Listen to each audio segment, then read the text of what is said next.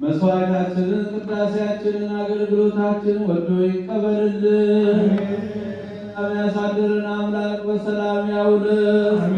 ሀገራችን ኢትዮጵያን ተዋሕዶ ሃይማኖታችን መላውን ዓለም ሁሉ አምላካችን እግዚአብሔር ከመከራ ይሰውርልን። መከራውን፣ ሞቱን፣ ግጭቱን፣ ረሃቡን፣ ስደቱን፣ ጦርነቱን ከዓለማችን ከሕዝባችን ከሀገራችን ያስወግድልን። ሰላሙን፣ አንድነቱን፣ ፍቅሩን፣ መተሳሰቡን ለሕዝባችን ይመልስልን።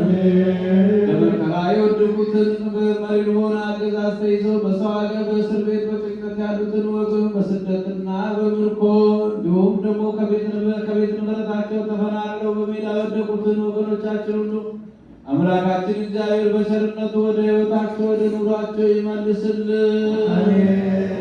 ይህችን ቤተክርስቲያን በገንዘባቸው፣ በጉልበታቸው፣ በእውቀታቸው፣ በጸሎታቸው ጊዜ እያሰቡ የሚያገለግሉትን አገልጋዮቿን፣ ካህናቱን፣ ዲያቆናቱን፣ ምዕመናን ወንዶችንም ሴቶችንም በሕይወተ ሥጋ በሕይወተ ነፍስ በረጅም ዕድሜ በሙሉ ጤንነት ይጠብቅልን። በዛሬው ዕለት መታሰቢያ የተደረገላቸውን ነፍሳት አይማቲሁ ወለተ ሚካኤል አመተ ጽዮን ወለተ ጻድቅ ሀገረ ሕይወት ደጋጎቹና አብርሃምና ይስሐቅ ባረፉበት ቦታ ያሳርፍልን።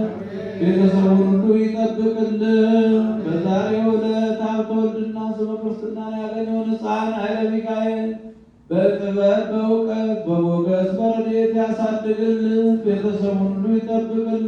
ከሩቅም ከቅርብ መጥታችሁ በዚህች ቅድስት ቤተክርስቲያን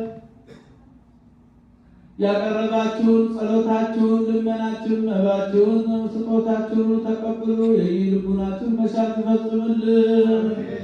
ከእመቤታችን ከቅድስተ ቅዱሳን ከንጽሕተ ንጹሐን ከድንግል ማርያም ረድኤቷን በረከቷን ያሳድርብን። ለብርሃነ ልደቱ በሰላም ያድርሰን። አቡነ ዘበሰማያት